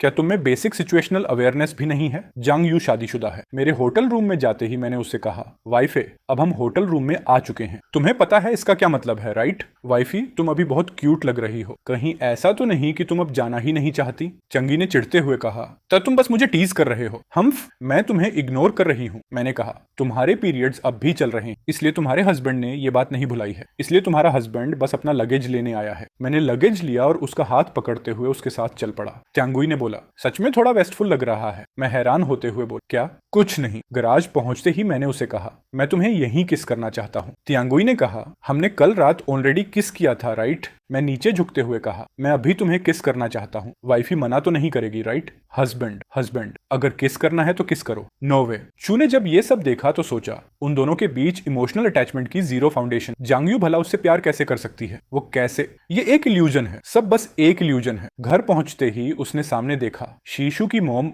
आंटी आई। मेरी माँ ने कहा, ओ माय आप कितनी प्रिटी लग रही हैं, मैरिज सर्टिफिकेट वाली फोटो से भी ज्यादा प्रिटी। डॉटर इन लॉ, मुझे उम्मीद है कि अचानक ऐसे आकर मैंने तुम्हें डिस्टर्ब तो नहीं किया? उसने मना करते हुए कहा, बिल्कुल नहीं, बिल्कुल नहीं। मैं भी ओरिजिनली आपसे मिलने आने वाली थी, लेकिन इन दिनों बहुत ज्यादा बिजी थी और ऊपर से पिछले 2 दिनों से मेरे पीरियड्स भी चल रहे थे, इसलिए टाइम ही नहीं निकाल पाई। माँ ने जब ये देखा कि मैं इस समय में भी उसके साथ नहीं हूँ तो उन्होंने बोला, ये कैसी नॉनसेंस बात है? वो ब्रैट आखिर है कहाँ? उसकी वाइफ के पीरियड्स चल रहे हैं, फिर वो तुम्हें साथ लेकर क्यों नहीं आया? उसने माँ को समझाते हुए कहा, नहीं आंटी, मैं हमेशा बहुत सुबह काम पर चली जाती हूँ। जब मैं उठी तब वो अब भी सो रहा था। असल में वो मेरा बहुत अच्छे से ख्याल रखता है, आप बिल्कुल चिंता मत कीजिए। माँ ने अपने हाथ में पहने जेड ब्रेसलेट को निकालते हुए कहा, आओ आंटी तुम्हें ये पहनाती है। चंगी ने कहा, आंटी क्या ये कोई फैमिली ट्रेडिशन है? माँ ने बोला, ये ब्रेसलेट मुझे चीशू की ग्रैंडमदर ने दिया था। ये अब तक 8 जनरेशंस की डॉटर्स इन लॉ को दिया जा चुका है और तुम्हारे साथ ये 9वीं जनरेशन। तुम्हारे और शीशु की शादी चाहे जिस भी वजह से हुई हो, आंटी बस यही चाहती है कि तुम दोनों अपनी शादी की रिस्पॉन्सिबिलिटी निभाओ। ऑफ कोर्स अगर शीशु कभी कुछ गलत करे तो बस आंटी को बताना, आंटी उसे संभाल लेगी।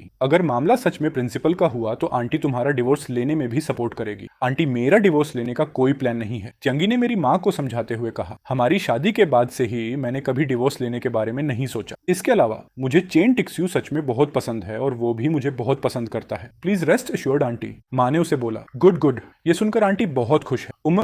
तुम दोनों डिनर के लिए घर कब आ रहे? आंटी खुद खाना बनाएगी। चंगी ने बोला, हम आज रात वापस आएंगे, मैं टिक्स्यू को अपने साथ लेकर आऊंगी। मेरी मॉम ने कहा, ग्रेट, ये तो बहुत अच्छी बात है। फिर मैं वापस जाकर अभी से तैयारी शुरू करती हूँ। यूयू पहले तुम अपना काम संभाल लो, आराम से करना। उसकी असिस्टेंट ने उस ब्रेसलेट को देखते हुए कहा, प्रेसिडेंट जांग आपका ये ब्रेसलेट एंटीक है राइट? उसने कहा, हम मेरी मदर इन लॉ ने मुझे दिया है। चेन टिक्स्यू की मॉम, प्रेसिडेंट जांग क्या आप नर्वस हो रही हैं? ऑफ कोर्स मैं आज रात शीशु की मॉम के घर डिनर पर जाने को लेकर नर्वस हूँ। प्रेसिडेंट जांग आप वेल्थी भी हैं और गॉर्जस भी, पोटैटो सैक में लिपटी हो तब भी स्टनिंग लगेंगी। आपको कौन पसंद नहीं करेगा? लेकिन मुझे बस डर है कि टिक्स्यू मुझे वापस प्यार नहीं करता। मैन ऐसे ही होते हैं, बस उसे इफ इनफ फेस दो, वो तुमसे जान से भी ज्यादा प्यार करेगा। उसने लिंग श्याओ श्याओ की तरफ देखते हुए कहा, लिंग श्याओ श्याओ मैंने नहीं सोचा था कि तुम इस फील्ड की एक्सपर्ट निकलेगी। इसके अलावा तुम खुद कभी रिलेशनशिप में रही तक नहीं हो, इतनी बड़ी बड़ी बातें क्यों कर रही हो? क्या तुम्हारा वर्कलोड ज्यादा हल्का है? क्या मैं तुम्हें कुछ एक्स्ट्रा टास्क दे दूं? उसकी असिस्टेंट ने बात समझते ही 2 कदम पीछे हट गई। प्रेसिडेंट जांग मेरी गलती थी। उसने पूछा,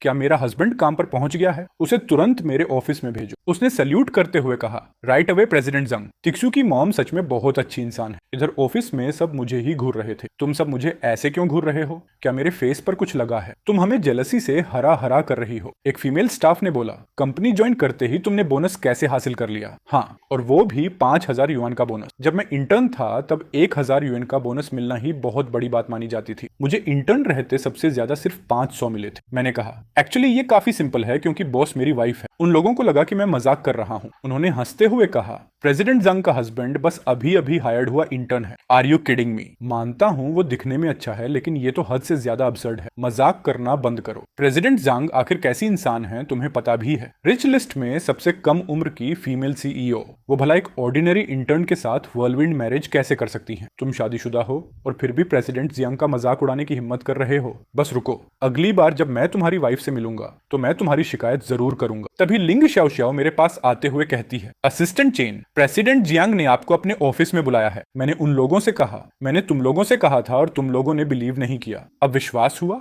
नहीं नहीं, ऐसा नहीं हो सकता। उन लोगों ने फिर भी यह बात मानने से मना कर दिया और बोले, असिस्टेंट चेन ने जरूर इधर उधर रैंडम जोक्स मारे होंगे और प्रेसिडेंट जियांग को पता चल गया। अब तो इसकी वाट लग गई। मैंने लिंग शाओ से कहा, तुम लोग इतनी खुशी से किस बारे में बातें कर रहे थे? क्या तुम मेरी वाइफ की तरफ से भेजी गई स्पाई हो या क्या? सबसे पहले मैं प्रेसिडेंट जियांग की सबसे लॉयल सबऑर्डिनेट हूँ और सेकेंडली मैं तुम्हारी रोमांस बॉडीगार्ड हूँ जिसे तुम्हारे बारे में सब कुछ जानने का पूरा हक है। अगर नेक्स्ट पार्ट चाहिए तो इस वीडियो पर 4 के लाइक्स कंप्लीट करा दो।